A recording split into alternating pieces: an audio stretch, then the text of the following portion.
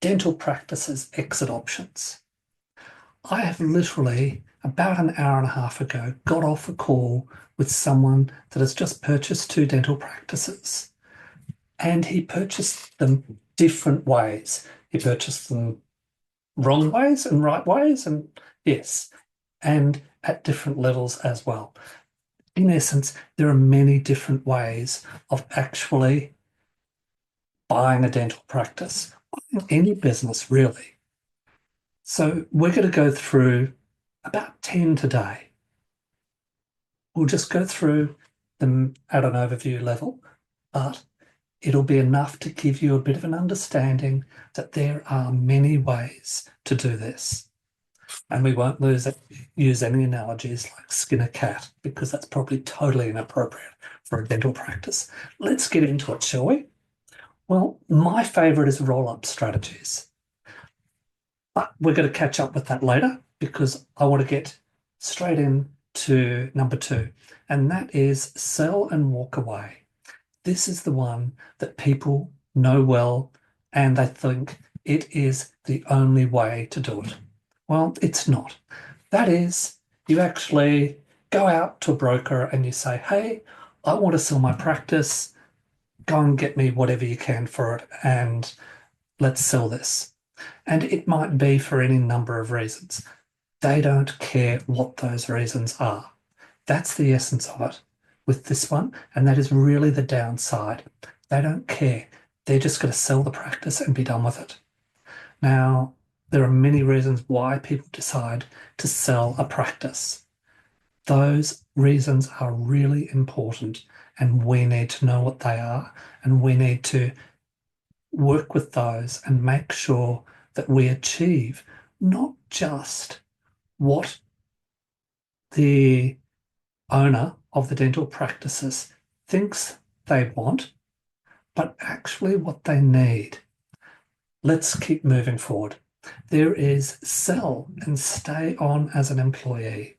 Well, that solves one of our problems, doesn't it? We just want some money in the bank. We don't want to actually have to think about all the admin and all the responsibilities of running a business. Or it could be sell and stay on as an employee as the manager of the business. Notice there, even in just one option, there's multiple ways to go. It depends on why the vendor is selling, why the practice manager is selling. That is so important all the way through this. Okay, option number 4, sell to an associate or an internal team member. Now, okay, that's a great way of doing it. One, gets you some money in the bank again. Is that really what you were trying to achieve? Notice I always go back to the purpose of it, what you're trying to achieve, what your end state is. And as an example, let me just divert a little bit on this. I was recently chatting with someone, a dental broker, and I said to the dental broker, I said, okay, tell me, what do your clients do? What are they doing in, say, 2 years' time after they sell their practice? She said, I don't know. She said, I never talked to them again. That was just the wrong answer for me. Really was. To me, that says that she doesn't care about her clients at all. That she doesn't care about their future, doesn't care about what they're trying to achieve for themselves, for their family, for their patients, for their staff. Which brings me back to this one. Number 4, sell to an associate or internal team. Now, that's a pretty common practice too.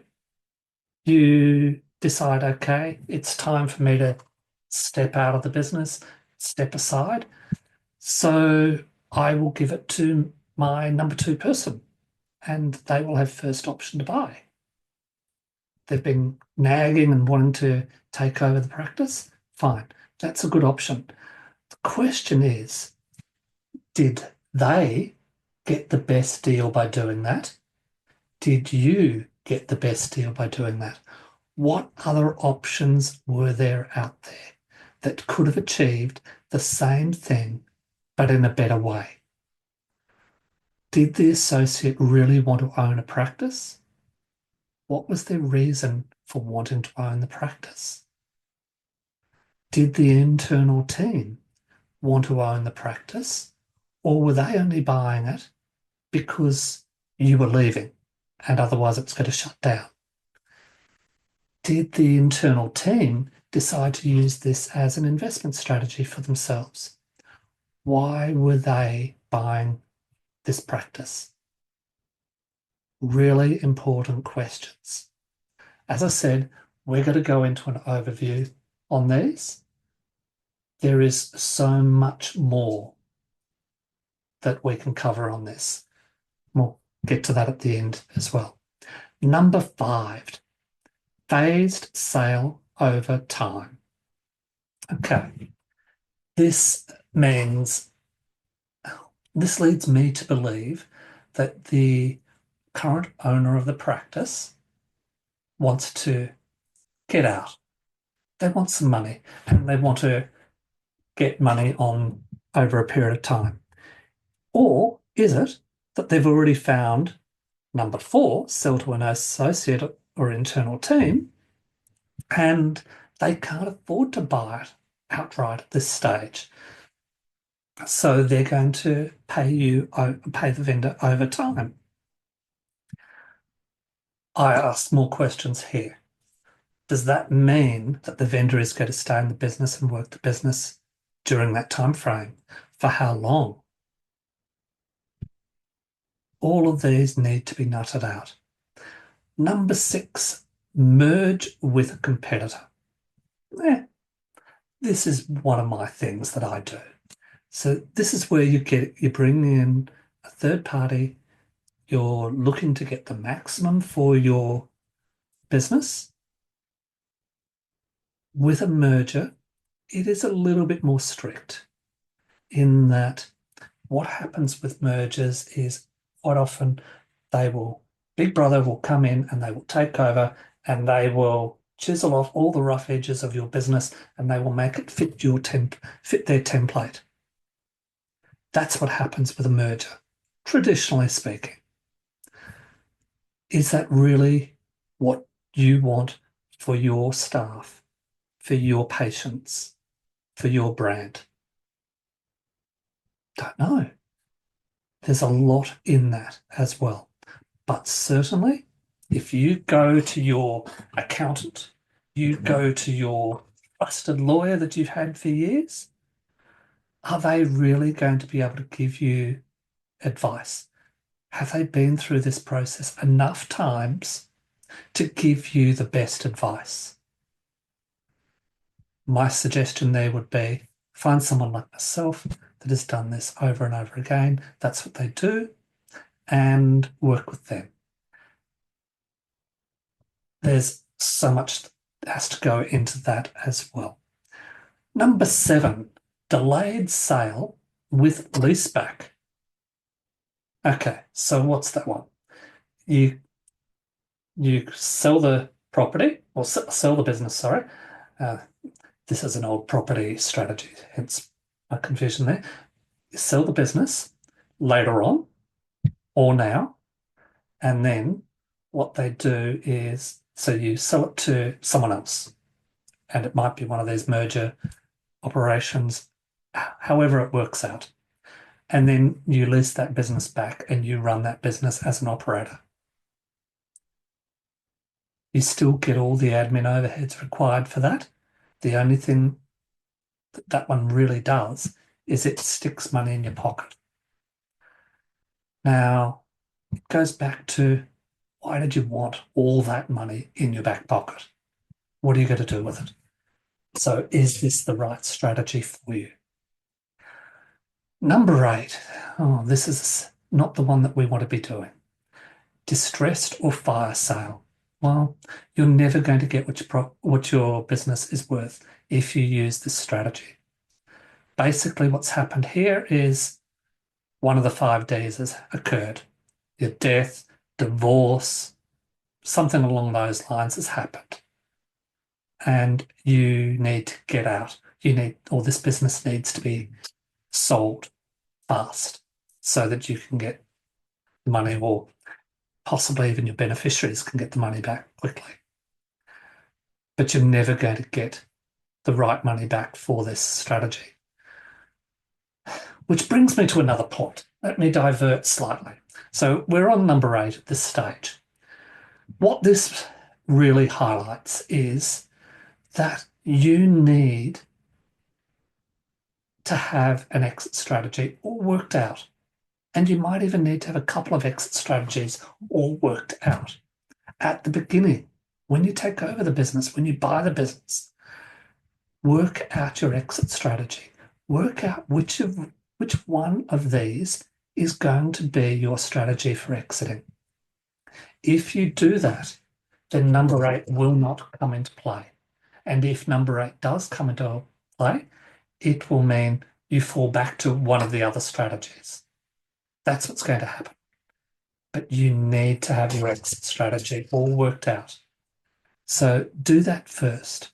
Buy the business, then sit down straight away and work out how you're going to get out of the business, how long you're going to be into it, and what are the strategies that you could possibly use to exit and maximize your financial gain, the benefits to your customers, the benefits to your staff, all of that. Okay. Now, absentee ownership. Oh, I like this one. It's very closely related to the delayed sales leaseback, only in reverse. What this one means is you own the business and you put someone in to manage the business, run the business for you. You go on holidays, enjoy a regular income from when they pay you the rent, basically the rent for your business. So that is a good one. This is the worst one of all. Remember I said number 8, distressed or fast sale was bad? This number 10 is the worst one of all. And that is shut down and walk away. What a crime that is. What a waste that is. That is not good for your clients. It's not good for your staff.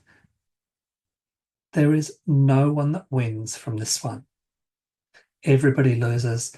Even if you're leasing a property, then whoever owns your property, they lose as well. Everybody loses from this. However, got to say, it is a very popular strategy. And the reason for that is because people don't plan.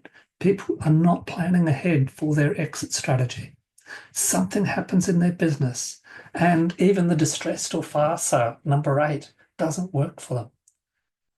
So they just have to shut the doors, walk out the door. We never want this for anybody. Yeah, what a bad note. However, I want to take you back to number 1, and that is the roll-up strategy. Let's finish on a high note, shall we? And the reason that I say let's finish on a high note is this roll-up is the most flexible.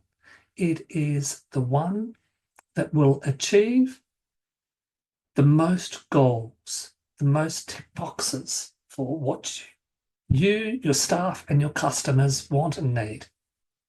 Why does it do that? Well, it is so adaptable. It is not a one template fits all strategy. It is very adaptable to what you need and what your customers need and what your staff need. So how does it work? Well, let's start off with a little bit of a headliner for you. How would you like to sell your business multiple times and get paid for your business multiple times? Now, does that interest you? And has that gained your attention? Now we're talking roll-up strategies. Okay, bear with me as I walk you through this one. And sure, let me divert. again, just before I do, let me divert again. We need to catch up. If you've made it this far through the video, we need to catch up because you've obviously got something on your mind. So let's hook up a meeting and we can go through all of these in a bit more detail, go through, most importantly, who you are, what you're trying to achieve, what your situation is, and let's work out a way that you can exit, because that's what we're talking about here. Okay, let's get back to number one, the roll-up strategy. And we left you on how would you like to sell your business multiple times, get paid for your business multiple times. Well, that's what roll-ups are all about. Now, taking into consideration all of the other options there, with your business is worth that amount of money right now. However, just as a question, how much would it be worth, or if you had 5 of those businesses? Do you think it would be worth more? The 5 are definitely going to be worth more together, aren't they? But on a per individual practice basis, would your business be worth more? Well, the answer to that is yes. It's definitely going to be worth more because there are lots of practices out there and they're worth that amount. However, there are not that many groups of practices out there. Therefore, they're worth multiples more than the individuals. So instead of 5 times more, as you might expect, it could be worth 10 times more, 15 times more. That's interesting. So if you partner up and you combine with other practices and then work together, you're worth more. So let's say you get those 5 together, you sell it off to a private equity fund. Well, private equity funds can only operate for a certain period of time, 3 to 5 years. Therefore, in 5 years, your business needs to be sold off. Now, it's most likely going to be sold off. That group of 5, as an example, will be sold off to another private equity firm. Why? Because they have to get rid of the asset. The asset of 5 has already grown again, worth more than what their original private equity can handle. So they have to sell it off to a bigger private equity firm. However, that bigger private equity firm has already got another couple of 5s on the side as well. So they're going to combine those into 15. So let me retrace here because this is pretty complicated. First off, you've been paid for your individual business. How is it you're getting paid again for selling the 5 package to the private equity? Well, you don't sell all of your business. You sell a percentage of it. And we covered that as well, didn't we, in our previous one? So you've got equity in that business. Then you've got equity in the 5. It may be reduced equity because it's now a bigger whole. So when it gets sold off in a few years' time, you've still got that equity. But now that equity has grown because it's gone from 1 to 5, from 5 to 15. So you could sell off another piece of your equity when it goes to the 5. You can sell off another piece of your equity when it goes to the 15. You could sell off another piece of your equity when it goes to the 50, as an example. So you can sell your business multiple times. Now, keep in mind that because that equity has grown due to good business practices, due to time, due to size and value of the overall group, all of those it may very well be worth the same amount as what you sold off your first part of your business for initially. So you could get paid, possibly, the same amount every 5 years that you got paid out initially for. Wow, that's pretty amazing. So that's why roll-ups are interesting and exciting, because you can get paid multiple times. Now, I said that it's so flexible as well, because we want to keep the staff in there. You want to keep the customers. You want to, your staff get, because it's a bigger group, your staff get a career path rather than just being at the one practice. They could go to a area of the 5, as an example. They could become group manager of the 15.